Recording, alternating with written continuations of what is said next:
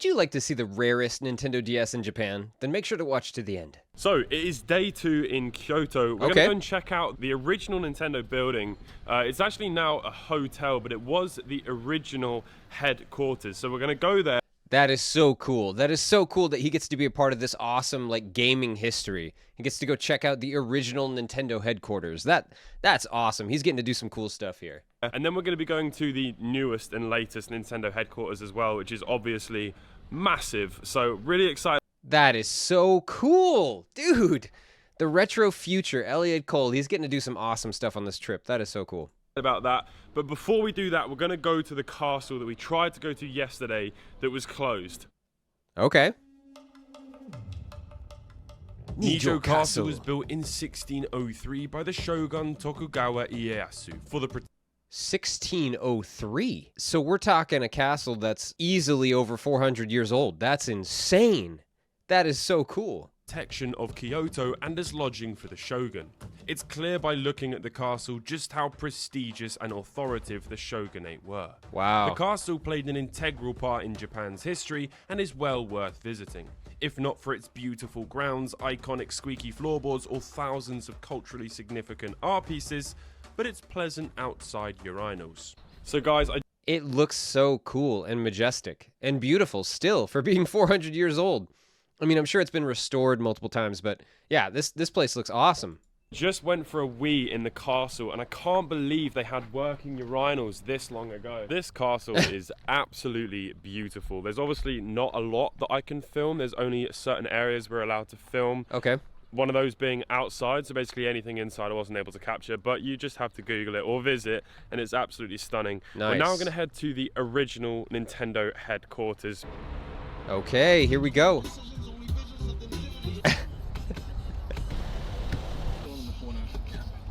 Oh, wow. There it is.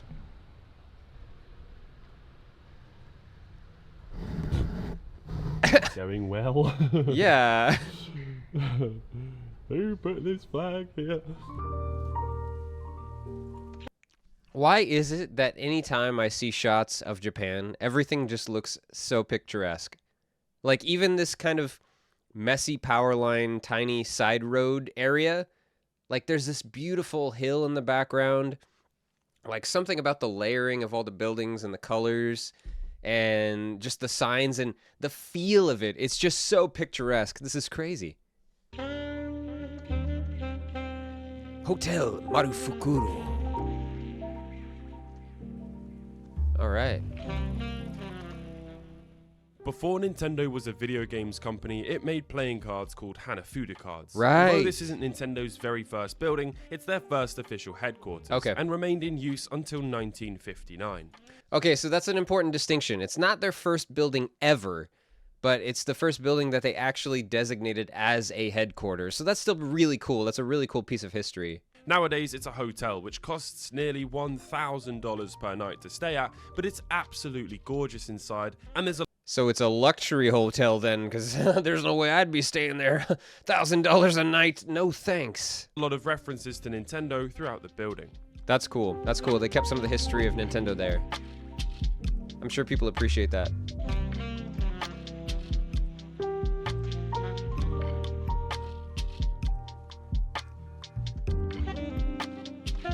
I like this music. Jazzy.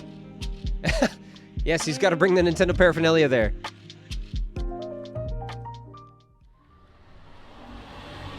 There it is. So cool. There it is.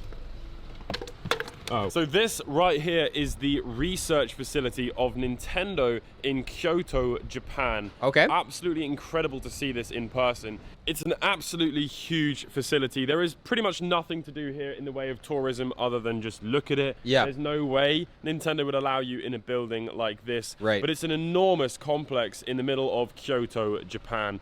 Absolutely incredible to be able to see something like this. The amount of things that has probably derived and come from this place, amazing. Another piece of epic Nintendo history, the place where they actually do their R&D. That's sick. Onwards to Nintendo headquarters. All right.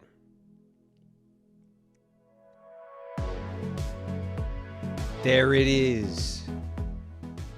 So this building behind me right now is the Nintendo headquarters. Wait, it must be a fake. The logo, it's gray. It's not the iconic Nintendo red. How do we know it's real? No, I'm just messing. But that's still really cool. It's cool to see that they do more of a like a subtle look for kind of a business center look. So it's not that bright red. It's a gray that kind of fits in with kind of like a business center. Yeah, I mean, it makes sense. It looks good. Of Japan. And then if we go around the corner from this building, so here it is, the development headquarters of Nintendo. I'm here. Unfortunately, we can't actually go in. There's nothing that a tourist would be able to do. Aw. And if you look across to the other side, that is the official Nintendo headquarters. So it's really amazing how much land they've actually been able to procure and build. Yeah, they've got their own like complex, it seems like. That's kind of crazy. It looks really good though. Their massive facilities on. Here's a really awesome Nintendo logo. Honestly, it's so special being here. I can't actually believe it. I've even brought a Game Boy with me so that we can get a cool photo. But yeah, what a fantastic place. And it's so clean, in true Nintendo style. Yeah. It's so like majestic and clean. I love it. Yes, definitely. What a sight. I'd be taking all kinds of selfies in front of that sign. That is so cool to see. Seeing just how huge these buildings are and the amount of land that Nintendo own was just absolutely mind-blowing. Yeah. They have private security guards walking around, and it's quite literally a case of one building being opposite to another, which is just phenomenal. These buildings were so majestic and clean, and it was an absolute pleasure to visit them. So we've just checked out all of the Nintendo buildings. Especially for white buildings. Like, I feel like they would get dirty and grimy over time, but those actually look really clean. And I'm sure they're like at least 10, I don't know how many years old.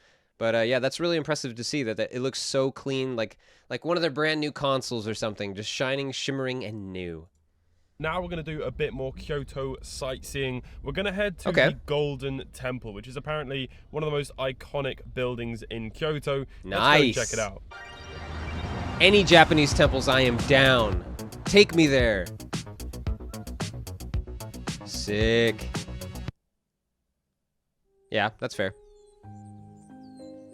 Kinkakuji, also known as the Golden Pavilion, is a Zen temple in northern Kyoto. That's beautiful. Whose top two floors are completely covered in gold leaf. The temple was the retirement villa of the shogun Ashikaga Yoshimitsu, and according to his will, it became a Zen temple after his death in 1408. Very cool. Like many buildings in Japan, it burnt down numerous times throughout history, but the present structure was built in 1955. 1955. Okay, so present structure is about 70 years old-ish? That's pretty impressive. That's still pretty impressive for how often a wooden building could be burnt down over time. Yeah, that's really cool. This place is so peaceful. Where are we going now, Alex? We're going to a place called Kiyomizu-dera, which means Kiyomizu Temple.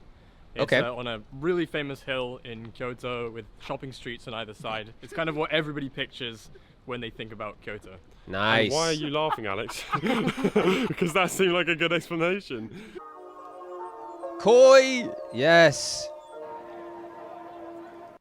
Koi fish are such a beautiful image to me. Like, they have so many different representations.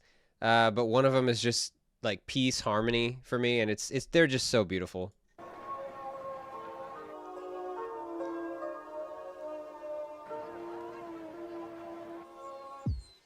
Kiyomizu-dera is a Buddhist temple located in eastern Kyoto. Nice. It was established in 778, although most of the buildings standing today were either reconstructed or restored during the 17th century. Makes sense. The views from up here are astonishing, and the iconic red buildings just feel magical. I'm so glad that Japan has such a strong, like, nurturing and, like, caretaking, like, core value, I guess, for these traditional buildings. It's really cool to see that they restore them so beautifully, or completely rebuild them in some cases, just to really show that dedication to the history and the culture. It's amazing.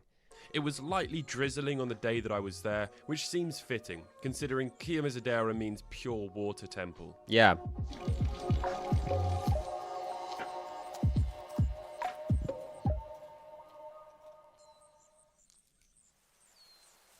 Absolutely beautiful. Breathtaking. Well worth visiting, if nothing else than for the amazing snacks. Nice. We are done with HiMrSmiles. We are going to finish this vlog off with a little bit more hard off. There we go. This is what we came for. Well, the building is really, really cool. Woo! Another This hard hard off. off had some really incredible items. Remember, 1,000 yen is about £5.50 or just Right. under $7. They had a great selection of PSPs and Nintendo DSs. They also had a Toys R Us Midnight Blue Game Boy Color. The prices were quite high, which made sense considering The golden Nintendo 64. Yes. I love to see it. I love to see golden consoles. And that one was one that I always wanted. The golden Nintendo 64. And it's what? So, you knock off a 0, so... Or do you knock off 2 zeros? You knock off 2 zeros, so it's basically $100. That's not bad.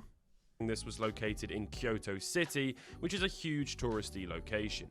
I loved this pink Dreamcast VMU and this That's little cool. calculator brick game device. They had a great selection of games, and over in the junk section there was some really cool retro stereos and camcorders.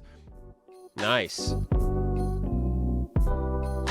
There's so many bins there. You could probably spend hours just sifting through there trying to find some cool accessories or, you know, some cast aside neato piece of tech. That's awesome.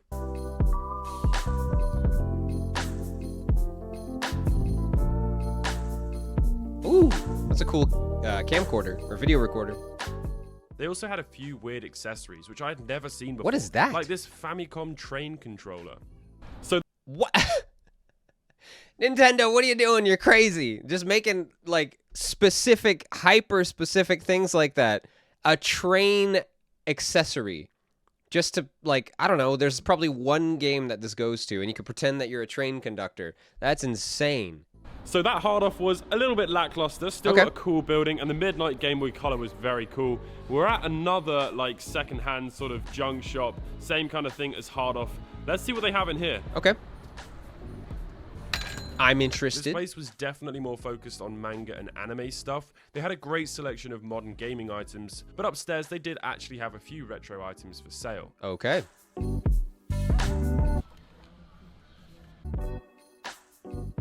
Hey. Some Wii U's cast aside.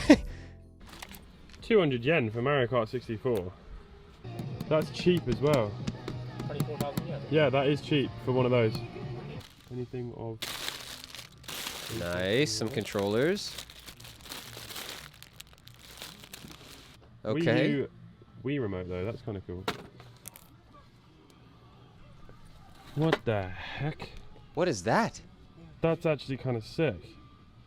What? With controller. Mario Kart Yeah. 64? Sick.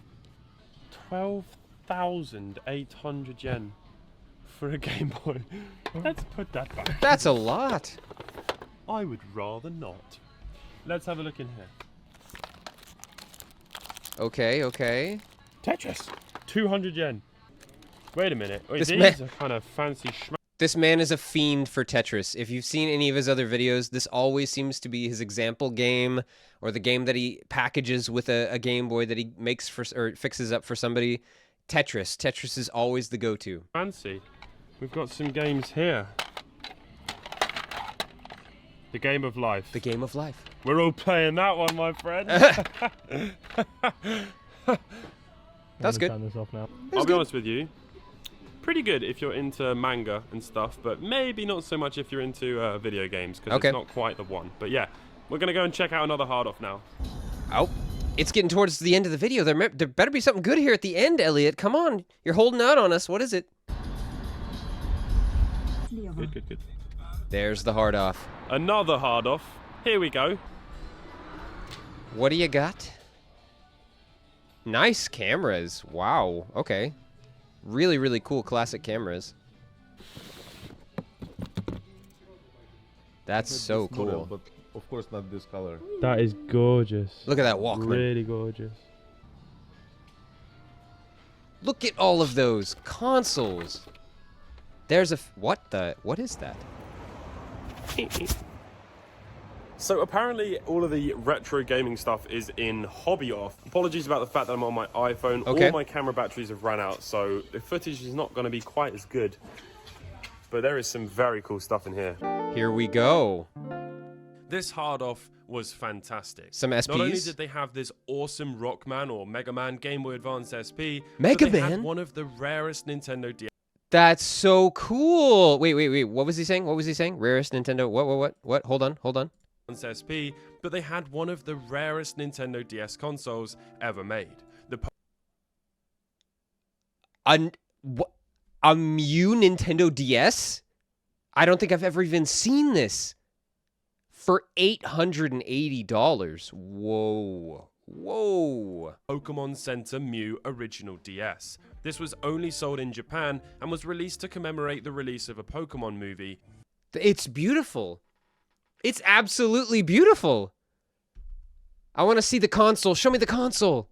Very, very rare. Oh, They man. wanted $600 for it.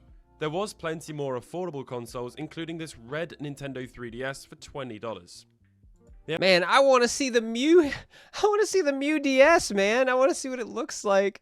That's so cool. So I found one, guys, here on eBay, and the only like really iconic, symbology or any sort of like picture or sticker is this one on the back.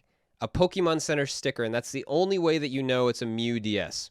There's no Mew emblem or symbol anywhere else. We go and look at these other stickers. Pictures of it, and there's nothing on the top lid. The only thing is the Pokemon Center sticker on the back. That's the only way you know. But that's still really, really cool. I didn't even know there was a Mew Pokemon Center DS. It's really incredible to see all of these different types of limited edition Nintendo devices. It always amazes me how many there are. So what do you guys think? Was that super rare DS incredible, or was it just meh? Let me know in the comments, leave a like, a subscribe, and I will see you next time.